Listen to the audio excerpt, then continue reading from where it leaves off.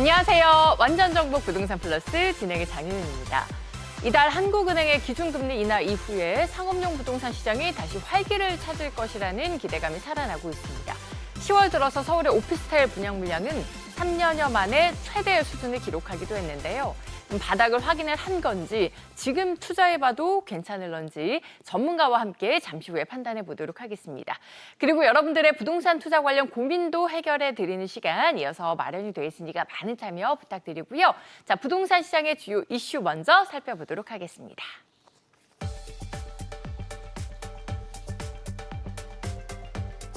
내달 서울 아파트의 입주 물량이 2018년 12월 이후 가장 많은 것으로 조사됐습니다.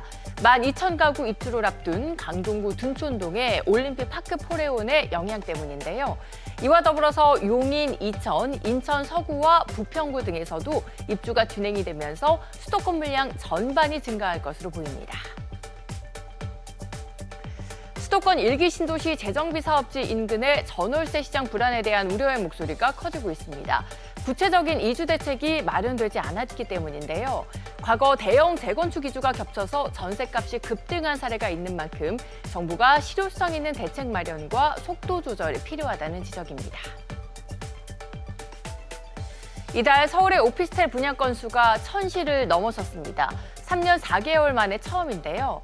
기준금리 인하 이후에 상업용 부동산 수요 회복에 대한 기대감이 커지고 있지만 전문가들은 미분양 물량이 여전한 만큼 추이를 더 지켜봐야 한다는 의견입니다. 네, 오피스텔을 비롯한 상업용 부동산 시장의 흐름 살펴보도록 하겠습니다. 이윤환 전문가와 함께합니다. 전문가님 안녕하세요. 네, 반갑습니다. 네, 반갑습니다. 어서 오세요. 자, 한국은행의 금리 인하 이후에 상업용 부동산 시장 회복에 대한 기대감이 나오고 있는 상황입니다. 오피스텔을 비롯한 상업용 부동산 시장 상황 현재 어떤지 좀 짚어주실까요? 네, 자, 지금 항상 이제 우리가 주제를 잘 살펴야죠. 전국에 있는 오피스텔이 아닌 서울에 있는 오피스텔 시장을 얘기하는데 이제 다시 기지개를 켰다라는 내용이고요. 이 10월에 대한 서울 오피스텔 분양 건수가 1,014실 굉장히 좀 많이 분양이 됐어요.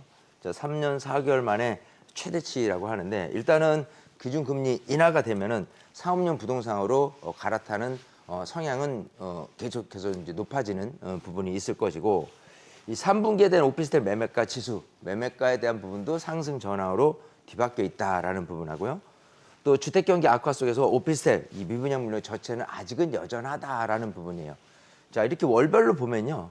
올해만 해더라도 이렇게 10월 달에 1,014실이 분양됐다라는 부분, 그 전에 생각하면은 굉장히 좀 저조한 상황을 볼 수가 있습니다. 자, 우리가 오피스텔을 두고 봤을 때 그러면 이제 수익형 부동산으로 오피스텔이 좀 많이 이제 분양을 받는 추세이기는 하지만 이 안에서도 분명히 온도 차이가 있음에 여러분들이 유념을 하셔야 된다 생각을 해요. 우리가 이제 오피스텔이라고 한다면 기본적으로 원룸이다 그러면 월세 수익을 목적으로 하는 부분, 그리고 투룸 뭐 이상 된다 그러면은 아파트가 비싸니까 대체 주거지로 사용하는 모습, 이런 부분인데 일단 지금 포커스에 맞춘 거는 일단 원룸 같은 오피스텔에 대한 분양 추이를 얘기를 하는 건데 기존 분양을 하는 업체 측에서 봤을 때 이 금액을 얼마 정도로 책정하냐라는 기준치가 있다면 월세예요. 그러니까 월세를 대략 얼마를 받을 수 있는데 그 월세 대비해서 수익률을 몇 퍼센트, 예를 들면 5%다 그러면 5%를 잡고서 분양 금액이 정해집니다. 자, 근데 만약에 그런 오피스텔에 물건들이 굉장히 많이 쏟아졌다라고 한다면은 임차인 입장에서는 여기도 갈 수 있고 저기도 갈 수 있고 하는 쪽으로 생각하면 공급이 많다라고 했을 경우는 그야말로 이제 내가 원하는 그 월세를 받지 못하게 될 거예요. 그래서 우리가 이제 오피스텔을 분양할 때 좀 이렇게 유의해야 될 점은 그쪽 지역에서 새로운 오피스텔에 나올 수 있는 그런 여지가 많이 있느냐에 대한 부분을 체크를 해야 됩니다. 어떤 지역 같은 경우는 계속해서 오피스텔이 하루 지나고 나면 또 지어지고 또 지어지고 이렇게 된다 그러면 공급량이 계속해서 늘어날 지역, 특히 이제 상업 지역에서 그런 일이 많이 벌어지는데 그런 부분에 대해서 생각한다 그러면 결국은 지금 분양 시장이 좋다라고 했을 때 시행사 입장에서는 그런 식으로 분양을 하겠지만 우리들이 매입을 하는 입장에서 봤을 때는 결국은 임차 금액이 내가 원했던 금액보다 조금씩 떨어진다라고 한다면 내가 샀던 매매 금액도 보전을 제대로 하지 못할 우려가 있다라는 부분에 대해서 향후에 그 계속 늘어날 수 있는 물량이 있느냐 없느냐를 꼭 판단하고 오피스텔을 선택을 해야 되겠다. 요거를 명심했으면 좋겠습니다. 네, 이렇게 해서 이윤환 전문가와 함께 오늘의 부동산 주요 이슈 확인해 봤고요. 보다 자세한 정보 원하시는 분들은 카카오톡 채널에서 크존 친구 추가하시거나 혹은 어플리케이션에서 재테크존 다운로드 받아보시면 확인해 보실 수가 있으니까 참고해 주시기 바라겠습니다. 그리고 이윤환 전문가가 진행하는 부동산 무료 세미나도 준비가 되어 있습니다. 일정은 참고해 주시기 바랍니다.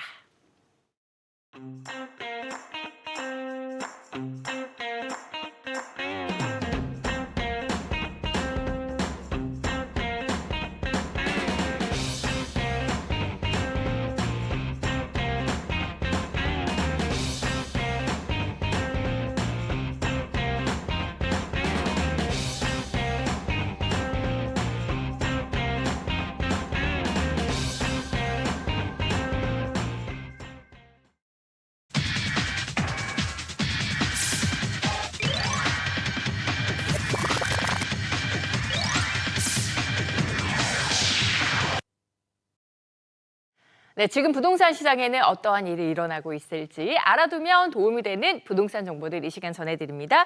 오늘은 정혜근 전문가와 함께합니다. 전문가님 안녕하세요. 네, 안녕하십니까. 네, 반갑습니다. 어서 오세요. 자, 도심 내 주택 공급을 늘리기 위한 제도가 이제 속속 마련이 되고 있습니다. 이제 그 일환 중에 하나로 민간이 주도하는 주택 사업에도 용적률 완화 같은 그런 이제 특례가 적용이 되는 건데 내년 2월부터 시행이 된다고 합니다. 좀 더 자세한 내용 알아볼까요? 네, 지금 이제 공공이 아닌 민간이 주도하는 도심 공공주택 복합 사업에도 심의기간 단축이라든지 또 용적률 상향 등 각종 특례를 주는 민간 도심 복합 사업이 내년 2월부터 시행됩니다. 국토교통부는 내년 2월 시행되는 도심 복합 개발 지원법의 하위 법령 제정안을 입법 예고한다는 이야기를 27일 날 발표를 했는데요. 개정법은 한국토지주택공사가 시행하는 공공도심 복합 사업을 신탁사 그리고 리츠 등 민간도 시행할 수 있도록 했습니다. 문재인 정부 때 나온 이제 도심 복합 사업은 도심지에 자리 잡고 있지만 사업성이 낮아서 민간이 주도해서 개발하기 어려운 지역들을 네. 용적률 상향 등 이제 각종 특례를 줘가지고 고밀 개발을 통해 주택 공급을 좀 높이는 사업이었습니다. 이제 해당 내용으로 사업을 시행하게 되면 용적률 상향에 따라 개발 이익의 일부는 공공주택으로 공급을 해야 합니다. 또 공급주택의 60% 이상을 공공분양주택으로 제공할 수 있게 됩니다. 네, 그렇다면 이 도심 복합 사업지로 선정이 되면 구체적으로 어떤 혜택들을 받을 수 있게 되는 걸까요? 일단 교통이 편리해서 상업과 문화의 거점이 될 수 있지만 낙후된 지역, 이 지역들은 이제 성장 거점형으로 주택 공급이 필요한 또 노후 역세권 중공업지는 또 주택 공급 위주의 주거 중심형으로 개발의 특례를 좀 차등화를 주게 됩니다. 성장 거점형은 노후도와 관계없이 도심, 부도심, 또 생활권 중심으로 또 이제 대중교통 결절지로부터 500m 내인 지역에서 시행할 수 있는 거고요. 또 주거 중심형은 역 승강장 경계로부터 500m 이내인 역세권이나 주거지 인근에 있어서 정비가 필요한 이제 이런 지역을 준공업 지역에서 가능하게 됩니다. 네. 또 전체 건축물 중 지은 지가 20년이 지난 노후 건축물 비율이 40% 이상이며 시도 조례로 정하는 비율 이상인 지역에서 추진을 할 수 있게 되고요. 건폐율과 용적률은 법정 상한선까지 올릴 수 있게 됩니다. 특히 이제 준주거 지역 같은 경우 용적률을 법적 상한선의 140%까지 완화하게 되는데 서울 같은 경우에는 준주거 지역의 법적 상한 용적률이 500%인 반면에 이를 최대 700%까지 올려준다는 얘기가 되겠습니다. 네, 이 도심복합 사업, 애초에 사업성이 낮아서 좀 재개발이 어려운 그런 곳들을 대상으로 진행을 하게 되는 거잖아요. 그래서 그동안 이제 공공이 주도했던 사업들 보면은 그 속도 측면에서 매우 좀 더디다 이렇게 볼 수가 있는데 이렇게 민간이 참여를 하게 됐을 때 얼마나 있을지 그리고 민간이 참여를 하면 이 사업 속도가 좀 진전이 있을런지 이 부분도 궁금하거든요. 네, 사실 과거에 이제 도심복합 사업이라고 하면 이제 공공이 이제 토지를 수용하는 사업 방식에 대해서 주민들의 반발이 상당히 높았습니다. 네. 이제 그 반발이 이어지다 보니까 후보지 철회가 또 계속 이어지는 상황이었거든요. 이제 그런데 이제 주택 건설 위주라서 또 도시 내 거점 조성에 한계가 있다는 점. 또 그 점 때문에 윤석열 정부가 2022년 발표했던 8.16 부동산 대책에서 도심 복합 사업을 민간 중심으로 좀 개편을 하겠다는 내용을 담았었습니다. 민간 도심 복합 사업은 조합 설립이 없이 또 사업 기간을 단축할 수 있다는 부분이 큰 장점인데요.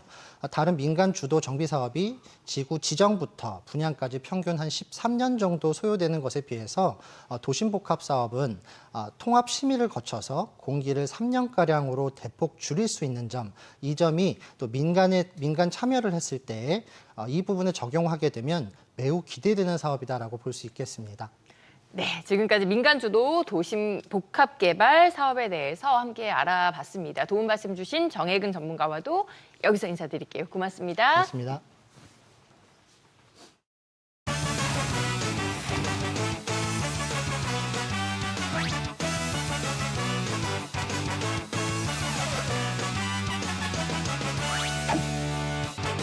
네.